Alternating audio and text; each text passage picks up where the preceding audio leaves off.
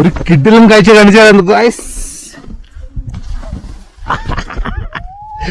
അതിന് ജീവിതത്തിലെ ആദ്യത്തെ സ്നോഫോൾ ഗൈസ്.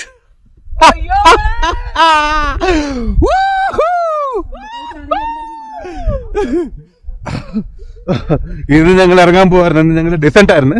ഇപ്പൊ മേലെ സ്നോ കിട്ടിയില്ല എന്ന് പറഞ്ഞിട്ടുള്ള വിഷമം ഉണ്ടായിരുന്നു. ആ വിഷമം ഇപ്പൊ തീർത്ത് കിട്ടി.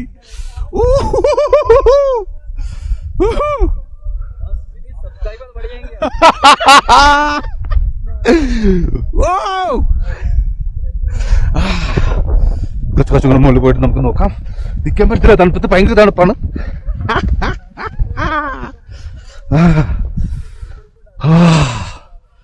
കണ്ടില്ലേ മൊത്തം വാലിയിലെ വ്യൂ.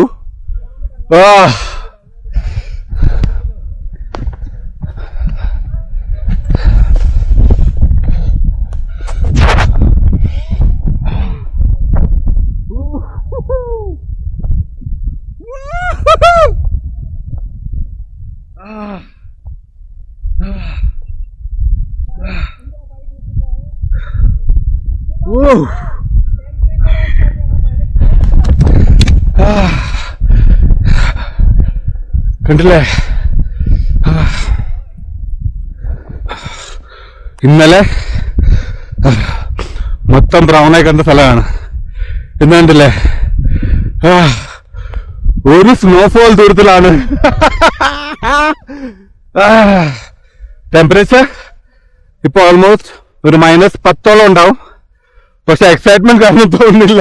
ഇനി അകത്തോട്ട് പോയി കഴിഞ്ഞാൽ നല്ല തന്നലായിട്ട് നടക്കും.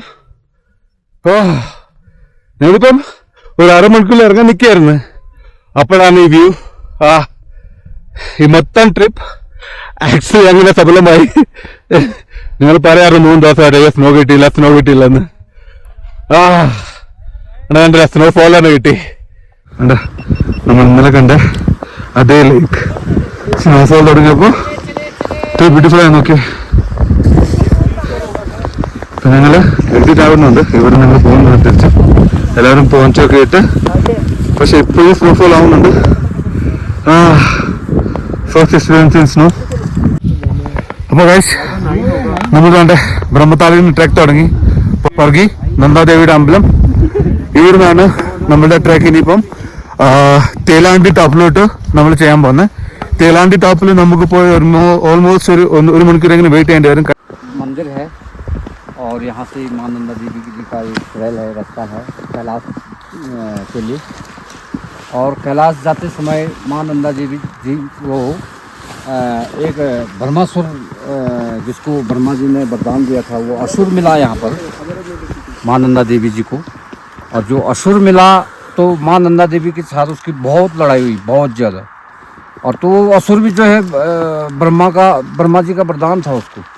तो माँ नंदा देवी जी ने यहाँ पर उससे खूब ज़्यादा लड़ाई हुई. तो उसका वध हुआ, यहाँ पर वध किया माँ नंदा देवी जी ने. तो इसलिए यहाँ पर भी ब्रह्मताल या ब्रह्म लेक भी इस लेक के आसपास जो है खूब खड्डे हुए, इतनी लड़ाई हुई. तो उसका वध माँ नंदा देवी जी ने यहाँ पर किया. तो इसलिए यहाँ पर उसी ब्रह्मासुर के नाम से ब्रह्मताल कहते हैं. तो ये माँ नंदा देवी जी का मंदिर है.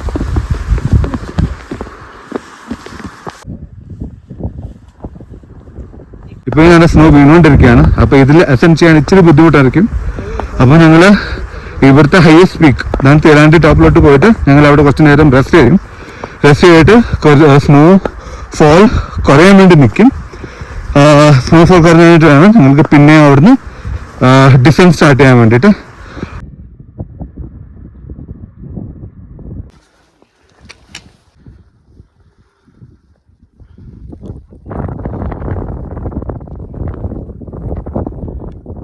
ഇപ്പോൾ ഏകദേശം ഞങ്ങളിപ്പം തേലാണ്ടി ടോപ്പ് എത്താറായി.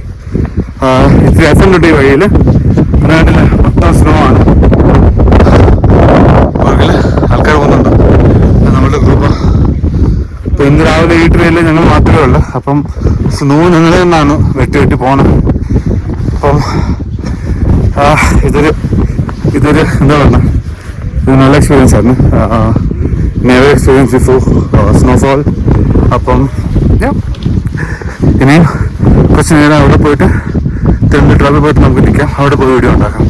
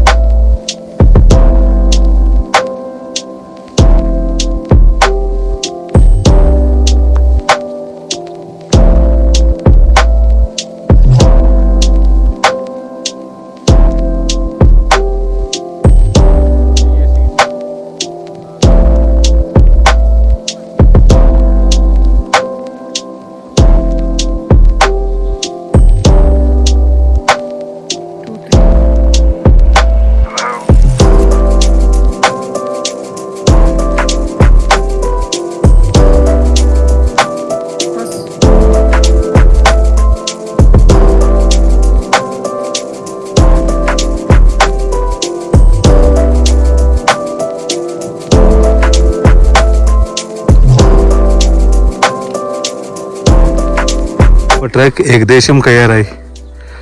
ഇവിടുന്ന് ഒരു 10-40 മിനിറ്റ് നടന്നു കഴിഞ്ഞാൽ നമ്മുടെ ട്രക്ക് തീരും. എന്തായാലും നിങ്ങൾക്ക് വീഡിയോ ഇഷ്ടപ്പെട്ടെങ്കിൽ ലൈക്ക് ചെയ്യുക, ഷെയർ ചെയ്യുക, കമൻറ്റ് ചെയ്യുക. ഇതൊരു ഹോൾസം ട്രക്ക് വീഡിയോ അല്ല, ഇത് എൻ്റെ ഒരു എക്സ്പീരിയൻസ്. ഞാൻ ട്രക്കിൽ എക്സ്പീരിയൻസ് ചെയ്ത ചില കാര്യങ്ങളാണ് ഞാൻ ഷെയർ ചെയ്യുന്നത്. അപ്പോൾ ഹോപ്പ്ഫുള്ളി നിങ്ങൾക്ക് എല്ലാവർക്കും ഇഷ്ടപ്പെട്ടു എന്ന് വിചാരിക്കുന്നു. അപ്പോൾ അങ്ങനെ ഫൈനൽ ട്രക്ക് കഴിഞ്ഞു. ഞങ്ങൾ മുകളിൽ ഞങ്ങൾ 12,200 അടി കയറി സമ്മിറ്റ് കഴിഞ്ഞ് സ്നോ ഒക്കെ കണ്ട് തിരിച്ച് വന്ന് നേരെ കാണുന്നതാണ് ഈ കാണുന്നതാണ് ഞങ്ങളുടെ ഹോം സ്റ്റേ. ട്രക്ക് ദ ഹിമാലയസിൻ്റെ ഇവരുടെ കൂടെയാണ് ഞങ്ങളുടെ ട്രക്കിന് പോയത്. അപ്പം നല്ലൊരു എക്സ്പീരിയൻസ് ആയിരുന്നു. ഈ റൂട്ടിൽ മൗണ്ടൻസ് കിട്ടി, റിച്ച് കിട്ടി, സ്നോ വരെ കിട്ടി. സ്നോ എന്ന് പറഞ്ഞാൽ സ്നോഫോൾ വരെ കിട്ടി. അപ്പം ഈ വീഡിയോ ഇവിടെ വെച്ച് അവസാനിക്കാം. പിന്നെയും കാണാം പുതിയൊരു അഡ്വഞ്ചറിൽ. അപ്പോഴത്തേക്ക് ബൈ.